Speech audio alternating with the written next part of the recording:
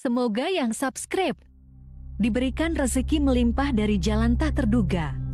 Dan yang like komen, dimudahkan jalannya menuju surga di hari akhir nanti. Siapa yang tak mendengar nama Qorun?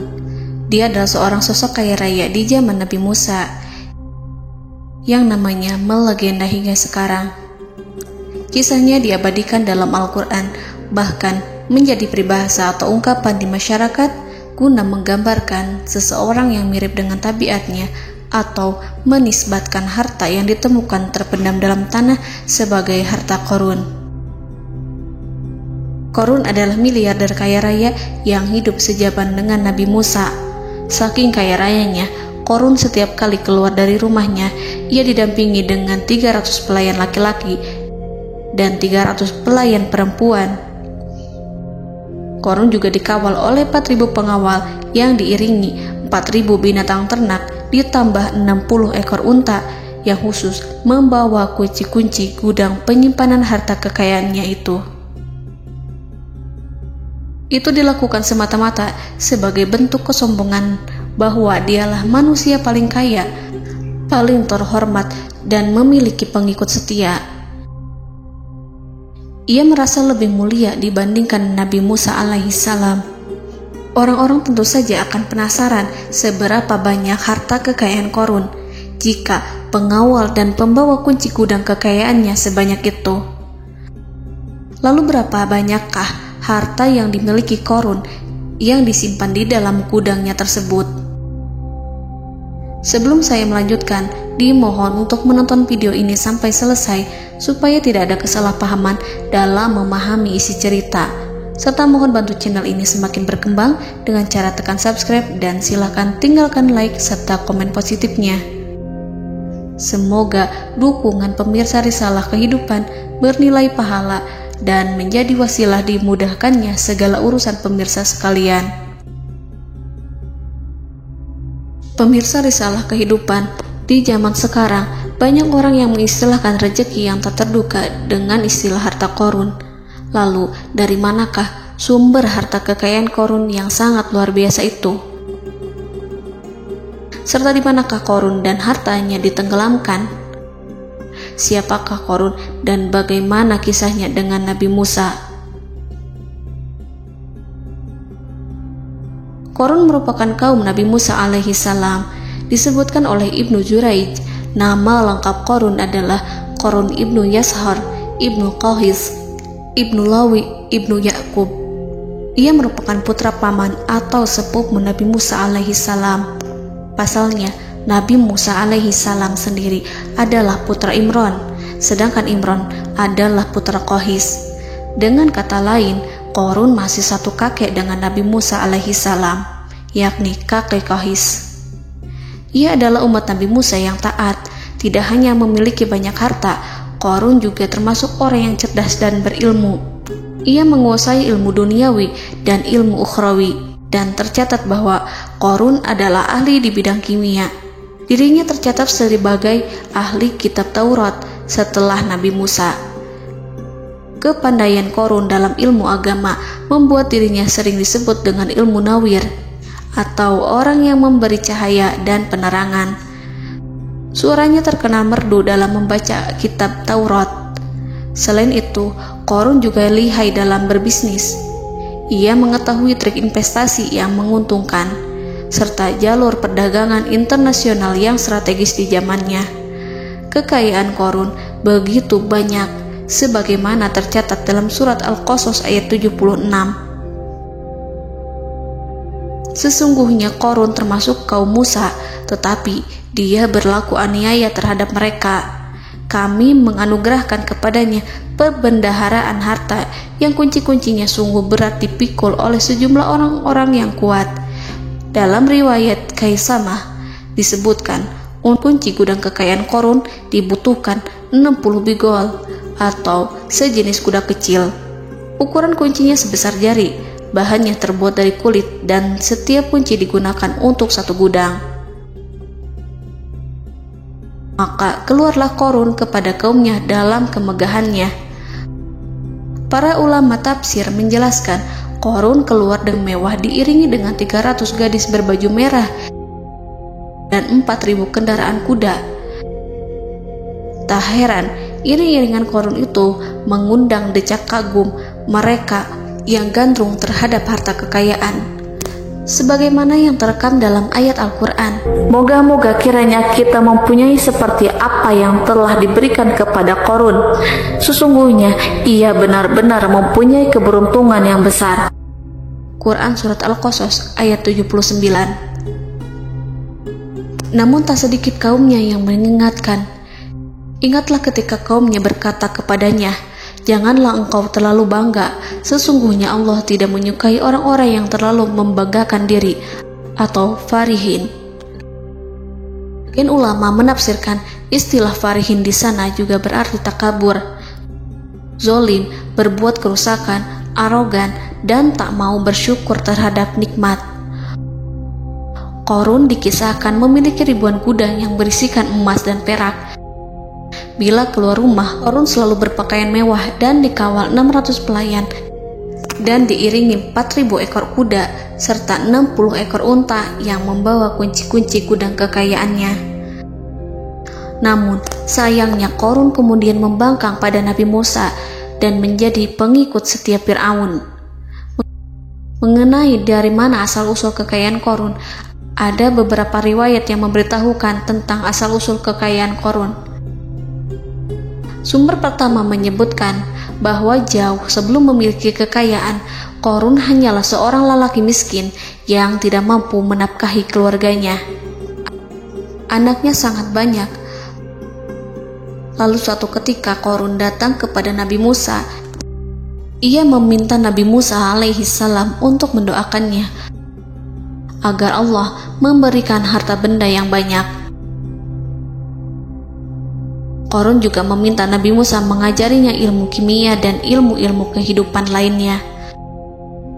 Qarun dikenal sebagai orang yang soleh dan mengikuti ajaran Ibrahim dengan baik, sehingga tanpa pikir panjang, Nabi Musa alaihi salam menyetujui permintaannya. Allah Subhanahu wa ta'ala mengabulkan doa Nabi Musa. Qarun diberikan kecerdasan luar biasa dan menguasai ilmu yang telah diajarkan kepadanya. Qarun menguasai teori dan praktik pembuatan emas permata dan beragam perhiasan mewah lainnya.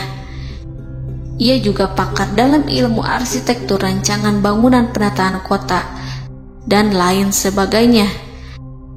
Tidak lama setelah itu, hidupnya berubah.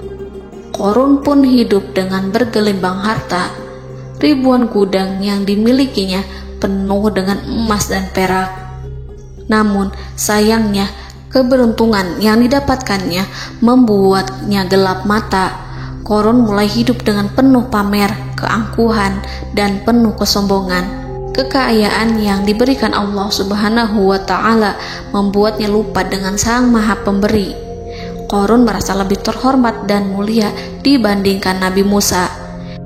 Ia pun akhirnya membelot dan durhaka pada Musa. Ia mengingkari janji-janjinya dulu dan beralih menjadi pengikut Fir'aun yang setia.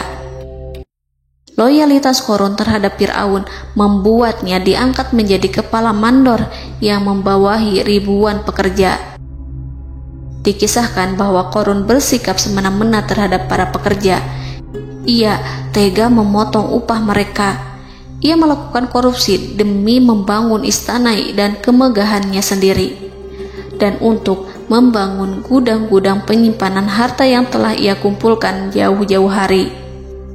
Ketika datang perintah zakat, Nabi Musa alaihi salam pergi menemui Qarun dan memerintahnya mengeluarkan zakat sebesar 1 dinar dari setiap 1.000 dinar hartanya, 1 dirham dari setiap 1.000 dirham, 1 kambing dari setiap 1.000 kambing, dan seterusnya. Setelah Qarun menghitung seluruh hartanya, ternyata jumlah zakatnya sangat besar. Kekikirannya pun mulai menghalangi hatinya untuk mengeluarkan zakat. Qarun enggan membayar zakat ketika Nabi Musa alaihissalam menagih zakat yang diperintahkan oleh Allah untuk ditunaikan olehnya. Ketika Qarun dimintai zakat, ia langsung marah dan tidak memberikan sedikit pun kekayaannya. Dia berpikir bahwa harta kekayaan yang dimilikinya didapat dari hasil kerja dan usahanya, dan tidak ada kaitannya dengan siapapun, termasuk Allah Subhanahu wa Ta'ala. Janji Qarun untuk lebih taat beribadah dan membantu sesama jika diberi kekayaan oleh Allah dilupakannya. Dia mempergunakan kekayaannya tersebut dalam kesesatan, kezoliman, dan permusuhan, sehingga membuatnya menjadi sombong dan terlena. Orang-orang beriman pada masa itu sering menasihati Qarun untuk bersyukur atas nikmat yang telah Allah berikan. Tetapi dia tidak mengindahkan nasihat tersebut. Dari sikapnya tersebut sudah jelas bahwa Qarun tidak membutuhkan nasihat kebenaran, bahkan merasa tidak takut dengan ancaman Allah. Sebab Qarun merasa sudah memiliki segalanya. Qarun merasa dirinya hebat dan pintar serta punya banyak pengikut setia, punya banyak pengawal dan merasa aman karena dekat dengan Raja Fir'aun. Qarun berkata, "Sesungguhnya aku mendapatkan harta ini karena ilmu yang ada padaku." Qarun sangat sombong. Ia merasa hartanya didapatkannya sendiri tanpa campur tangan dan kehendak Zat yang Maha Kaya, yakni Allah Subhanahu wa Ta'ala. Apakah Qarun lupa ataukah ia tidak tahu bahwa Allah telah membinasakan orang-orang sombong sebelumnya, yang bahkan lebih kuat darinya, yang lebih kaya darinya, yang lebih banyak pengawalannya, lebih kokoh dan tak terkalahkan dibanding dirinya? Karena terdorong sifat kikir dan angkuh, maka Qarun membuat rencana untuk melakukan tipu daya agar dia terlepas dari kewajiban membayar zakat. Dia ingin menjatuhkan nama baik dan citra baik Nabi Musa. Kemudian dia mengumpulkan tokoh-tokoh konglomerat Bani Israel. Ia berkata kepada mereka, "Wahai saudara-saudaraku, terhadap apa yang diperintahkan Musa untuk membayar zakat, apakah kalian akan mematuhinya? Sekarang dia hendak mengambil harta yang ada di tangan kalian, maka pikirkanlah suatu cara untuk menghindari perintahnya." Para pembesar-pembesar yang dipanggil kemudian menjawab, "Wahai paduka Qarun, engkau lebih besar daripada kami. Kami akan melakukan apapun yang kau inginkan." Qarun berkata, "Datangkanlah kepadaku wanita cantik. Aku akan memberinya hadiah besar jika ia berhasil menggoda dan memfitnah Musa." Ketika wanita cantik yang diinginkannya datang, Qarun memberikan kepadanya uang muka sebagai jaminan. Ia akan membayarkan seluruh yang dijanjikannya ketika berhasil menjalankan misinya. Bukan hanya itu, Qarun pun berjanji akan menjadikan wanita ini sebagai istrinya. Keesokan harinya, Qarun mengumpulkan Bani Israel. Setelah itu, Qarun menghadap kepada Nabi Musa seraya berkata, "Orang-orang menanti kedatangan Anda, sampaikanlah saran dan nasihat kepada mereka." Nabi Musa kemudian keluar dari rumahnya. Ia mulai menyampaikan nasihat pada umatnya. Di antara nasihatnya, beliau berkata, "Barang siapa yang mencuri, aku akan memotong tangannya. Barang siapa yang memfitnah, aku akan mencambuknya sebanyak 70 kali. Barang siapa yang tidak mempunyai istri dan dia berbuat zina, maka aku akan mencambuknya sebanyak 70 kali. Adapun barang siapa yang memiliki istri dan ia berbuat zina, aku akan rajam dia sampai mati." Qarun kemudian berkata, "Apakah ini juga berlaku untuk Anda jika Anda sendiri yang berbuat zina? Apakah Anda akan menerima hukumannya?" Kemudian Nabi Musa menjawab, "Ya, meskipun saya sendiri yang melakukannya." Maka kemudian Qarun memanggil wanita yang telah dibayarnya. Wanita itu berdiri di depan Nabi Musa dan Bani Israel yang telah berkumpul, mengaku sedang hamil karena berhubungan badan dengan Nabi Musa. Maka marahlah Nabi Musa atas fitnah kejam yang diarahkan kepadanya. Kemudian Nabi Musa melakukan sholat 2 rakaat, lalu mendatangi wanita itu dan menyumpahnya agar mengatakan siapa yang menyuruhnya. Wanita itu menjadi ketakutan. Ia bergemetar di depan Nabi Musa dan mengaku bahwa yang menyuruhnya adalah Qarun. Lalu wanita itu bertaubat dan meminta maaf kepada Nabi Musa.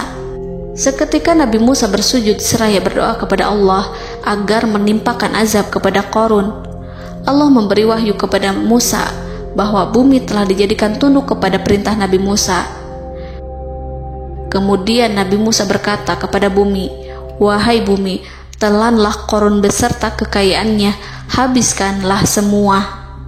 Kala itu Allah menurunkan wahyu kepada Musa alaihissalam untuk memerintah bumi apapun yang diinginkannya.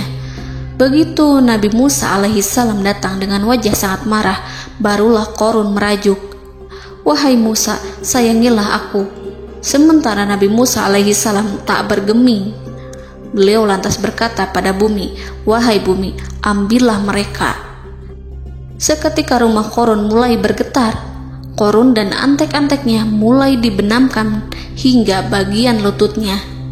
Rumahnya ikut turun sedalam lutut. Qarun kembali merajuk, "Sayangilah aku Musa." Rumahnya kembali berguncang. Kini Qarun dan kawan-kawannya kembali terbenam hingga pusar. Demikian pula rumahnya. Qarun terus merajuk, "Wahai Musa, sayangilah aku." Sementara Nabi Musa alaihissalam kembali meminta bumi, "Wahai bumi, ambillah mereka." Rumah Qarun berguncang lagi, sementara Qarun dan kawan-kawannya terus terbenam hingga bagian tenggorokannya. Demikian pula rumahnya.